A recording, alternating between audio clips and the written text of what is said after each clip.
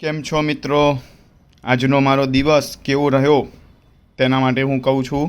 આજે તો સૌથી વહેલા સવારે 5:30 વાગે ઉઠી ગયો હતો, કારણ કે મને સંડાસ લાગ્યું હતું. કારણ કે રાત્રે મેં ઈસબગુલની ભૂકી લીધી હતી.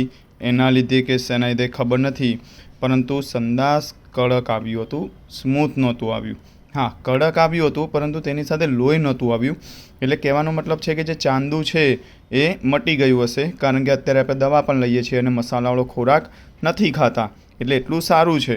મળ કડક આવ્યું, પરંતુ લોહી નહોતું આવ્યું. પહેલાં લોહી આવતું હતું, જ્યારે કડક આવતું ને લોહી આવતું હતું, પરંતુ હવે દવા અને એના ઇફેક્ટના લીધે લોહી નથી આવતું. એટલું સારું છે. ત્યારબાદ મેં નાહી ધોઈ પૂજા કરી, નવસેકું પાણી પીધું, 10 મિનિટ થોડી વાર ઘરમાં ચાલ્યો, અને ત્યારબાદ સવારનો નાસ્તો એમાં ભાખરી, દાળ અને મોળી છાશ લીધી હતી. ભાખરીની અંદર ઘી નાખ્યું હતું. ઘી તો એના માટે નાખવાનું કે આંતરડા પહેલાં હોય એ સરળ થઈ જાય. ત્યારબાદ સવારે મને ડૉક્ટરની સલાહ મુજબ જે દવા લેવાની કીધી છે એ રીતે મેં દવા લીધી હતી. ત્યારબાદ હું કામ પર ગયો હતો અને મંદિર દર્શન ગયો હતો. એ મંદિર દર્શન મેં શોર્ટ્સમાં મૂક્યા છે. ત્યારબાદ ઘરે આવીને બપોરે જમ્યો, અને જમવામાં બટાકા દૂધીનું શાક, એટલે એકદમ સરળ, પેટમાં સારું રહે. ઘીવાળી એકદમ રોટલી, ઘી, ગોળ અને છાશ, મોળી છાશ લીધી હતી, અને એકદમ ચાવીને ખોરાક ખાધો હતો. અને આ બપોર સુધીમાં લગભગ મેં 1 લીટર પાણી પી લીધું હતું. આમ તો 1.25 લીટર થાય તો સારું, પરંતુ 1 લીટર મેં પાણી પીધું હતું.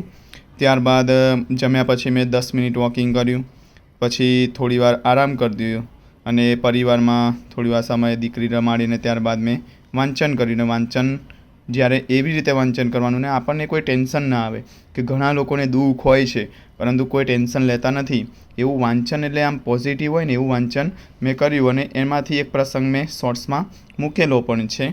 ત્યારબાદ સાંજે થોડી ભૂખ લાગી હતી, એટલે થોડો વઘારેલો ભાત, અને આજે મેં ફ્રૂટમાં કેળું લીધું હતું. 20 દિવસ પછી મેં કેળું લીધું હતું. ડૉક્ટરે તો કીધું છે કે તમે ફ્રૂટ ખાઈ શકો છો, પરંતુ આપણને થોડું કબજિયાતનો એવો ડર રહેતો, એટલે ફ્રૂટ આપણે બહુ અખતરો નહોતા કરતા, પરંતુ આજે મેં કેળું ખાધું. ત્યારબાદ રાત્રે જમવામાં ભાખરી, ભાત હતો તે થોડો વઘારેલો, ખીચડી થોડી વધારે, એની અંદર ઘી નાખેલું હતું. બટાકા દૂધીનું શાક બપોરે હતું, એ થોડું ગરમ કર્યું, એટલે ખીચડીની અંદર થોડું નાખ્યું તો સ્વાદ આવે. ત્યારબાદ ઘી, ગોળ અને મોળી છાશ લીધા હતા. એટલે આમ એકદમ ખોરાક હળવો અને એકદમ ચાવીને લીધો હતો, કારણ કે મળ કડક આવે છે, એટલે આપણે વિચારીને ખાવું પડે એવું છે. ત્યારબાદ ડૉક્ટરની સલાહ મુજબ મેં દવા લીધી, અને પછી અડધો કલાક વોકિંગ કરવાનું, અને ત્યારબાદ પછી આરામ કરવાનું. હવે આમ મેં આજના દિવસનું 2.5 લીટર પાણી પીધું. આમ તો ટાર્ગેટ 3 લીટરનું હતું, સારું, તો આપણે ઘણું સારું પડે 3 થી 3.5 લીટરનું, એવું મને ડૉક્ટરે કીધેલું છે, પરંતુ 2.5 લીટર જ પાણી પીવાયું હતું. અને આજનો દિવસમાં હું એક જ વાર સંડાસ ગયો છું, અને જે સવારે ગયો તો એ કડક આવ્યું હતું, પરંતુ લોહી નહોતું આવ્યું.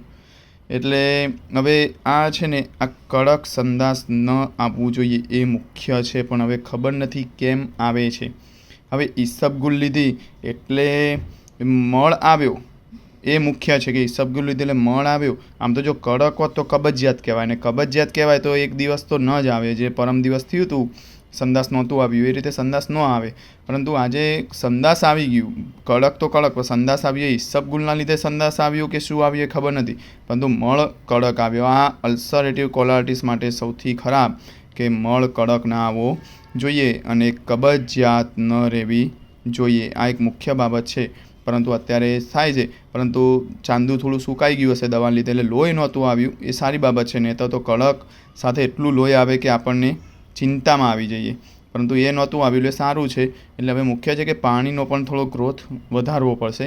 એટલે આમ જોવા જઈએ તો આજ મારી તબિયત 85% સારી કહેવાય, કારણ કે પેટમાં નથી દુખતું, અને મુખ્ય છે કે મને ભૂખ ખૂબ જ લાગે છે, એટલે એ સારું કહેવાય.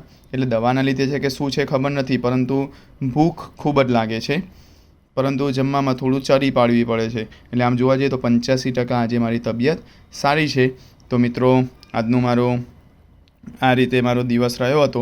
એટલે અલ્સરેટિવ કોલાઇટિસ માટે આ મુખ્ય છે કે ડે બાય ડે આપણે એક પણ દિવસ રમતમાં કાઢીએ કે આમ એમાં શું થઈ ગયું, આજનો દિવસ ખાઈ લઈએ, પરંતુ હમણાં કોઈ જ અખતરો કરવાનો નહીં. એટલે હું આ રીતે જમું છું, ડૉક્ટરની સલાહ મુજબ જમું છું, ડૉક્ટરની સલાહ મુજબ દવા લઉં છું, અને આયુર્વેદિક ડૉક્ટર છે, અને મેં થોડું એનું જમવાનું પણ પૂછ્યું હતું, અને એ રીતે હું લઉં છું. અને ભવિષ્યમાં આપણે એવું હશે તો આયુર્વેદિક ડૉક્ટરની પણ હું મુલાકાત કરાવીશ. તો આ ચેનલ સાથે જોડાયેલા રહેજો મિત્રો.